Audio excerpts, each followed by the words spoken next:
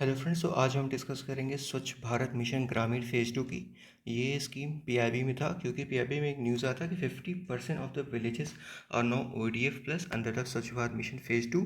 And जो top performing state है for ODF plus वो तेलंगाना है, कर्नाटका है, तमिलनाडु है, यूपी है। बिग स्टेट की बात करें तो जो छोटे स्टेट है उसमें गोवा, सिक्किम है टॉप परफॉर्मिंग स्टेट। और जो यूनियन टेरेटरी की बात करें तो उसमें अंडमान निकोबार है, दीव दमन है, ठीक है, और लक्षद्वीप है, ठीक है। और जो फाइनेंशियल एलोकेशन है फॉर फाइनेंशियल ईयर 24 वो 52,000 रुपये के आसपास है, ठीक है। अब स्कीम के बारे में डिस्कस करते हैं। सो ये स्कीम 2020 में आया था, फेज़ 2 2020 में आया था, फेज़ 1 2014 में आया था, ठीक है। सो 2020 में आया था, ये कब तक चलेगा? ये 2024-25 तक चलेगा। याद रखिए, गलती से जो 2025-26 मत मार लीजिएगा क्योंकि ज़्यादातर स्कीम जो है वो 2025-26 तक चल रही हैं, ठीक है। देखिए, स्वच्छ भारत मिशन ग्रामीण फेज़ 2 2024-25 में ओवर हो जाएगा, ठीक है। मिनिस्ट्री कौन सी है? मिनिस्ट्री और जल शक्ति है। Department of drinking water sanitation इसकी इम्प्लीमेंट करेगा इस स्कीम को। ऑब्जेक्टिव क्या है? देखो, आप स्कीम के नाम से ऑब्जेक्टिव जान सकते हो, ठीक है। सो बेसिकली ऑब्जेक्टिव क्या है कि maintaining ODF status of villages, solid and liquid waste management और क्वालिटी ऑफ लाइफ को इम्प्रूव करना है रूरल एरियाज में, ठीक है। टोटल फाइनेंशियल आउटले जो 2020 से लेकर 2025 तक है ना, वो है 1,40,000 के आसपास, 1,40,000 करोड़, ठीक है।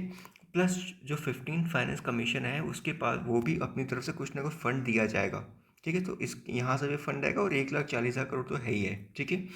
ये एक सेंट्रली स्पॉन्सर स्कीम है और जो कंट्रीब्यूशन वो 60-40 का रेशियो है, ठीक है। 90-10-100-0 हमें पता है क्या क्या होता है इसका। 90-10 किसका? नॉर्थ ईस्टर्न स्टेट को, हिमालयन स्टेट का है।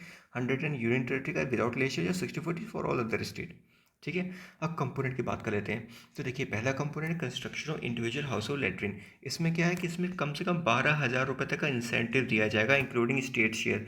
स्टेट गवर्नमेंट चाहे तो अपनी तरफ से और बढ़ा के पैसा दे सकते हैं, पर मिनिमम 12,000 रुपये दिया जाएगा फॉर ऑल बीपीएल फैमिली, ठीक है। जितने बीपीएल फैमिली है सबको 12,000 रुपये मिलेगा इस कंस्ट्रक्ट करने के लिए। और कुछ एपीएल फैमिली है, कुछ चुनिंदा अबव पॉवर्टी लाइन फैमिली है, उनको भी पैसा मिलेगा। ये कौन कौन है?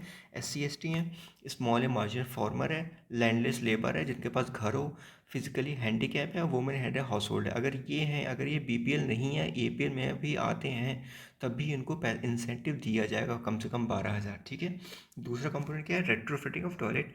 तीसरा कंपोनेंट क्या है? Community sanitary complexes. मतलब देखो, अगर कोई ओडीएफ विलेज है ना और उस ओडीएफ विलेज में कम से कम 100 हाउस होल्ड है, तो वहाँ पे कम से कम एक कम्युनिटी सैनिटरी कॉम्प्लेक्स होना ही चाहिए। अब इसके अंदर फाइनेंशियल असिस्टेंस दिया जाएगा तकरीबन 3 लाख रुपए का, जहाँ पे 70% ऑफ द फंड जो है वो स्वच्छ भारत मिशन ग्रामीण से आएंगे और 30% फंड जो है वो 15 फाइनेंस कमीशन से आएंगे, ठीक है। और अगला कंपोनेंट की बात करते हैं तो यह है सॉलिड वेस्ट मैनेजमेंट, जिसमें बायोडिग्रेडेबल वेस्ट भी है और प्लास्टिक वेस्ट मैनेजमेंट भी है।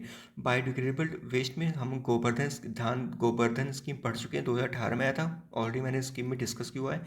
इसमें क्या है कि इसमें 50 लाख पर डिस्ट्रिक्ट का असिस्टेंस दिया जाएगा इस स्कीम में for community and cluster model.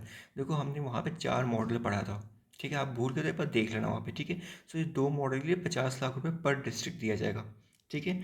और अगला कंपोनेंट है लिक्विड वेस्ट मैनेजमेंट, जहाँ पे सुजलम कैंपेन गवर्नमेंट चला रही है इसको अवेयर करने के लिए, ठीक है।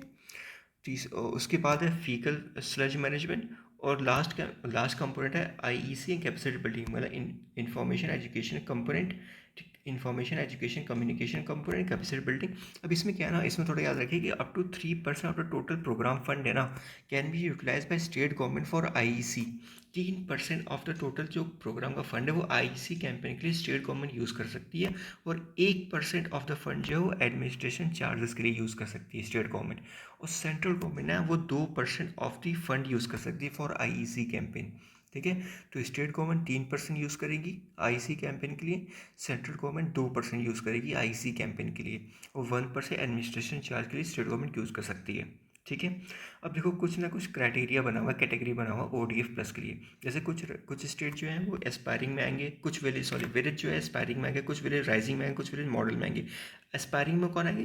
जिन विलेजों के पास सॉलिड वेस्ट मैनेजमेंट या लिक्विड वेस्ट मैनेजमेंट की फैसिलिटी हो, वो एस्पायरिंग में आएंगे।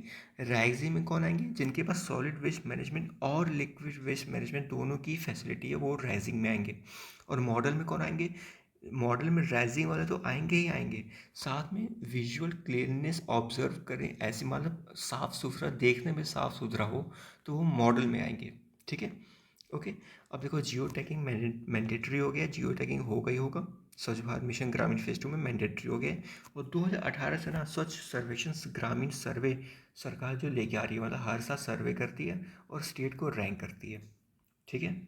तो और हमने, मेरे ख्याल से हमने सारे इंपॉर्टेंट फैक्ट डिस्कस कर लिए। इससे ज़्यादा मुझे लगता है ज़्यादा कुछ, इससे ज़्यादा और कुछ आने के चांसेस हैं। ठीक है, ओके, थैंक यू।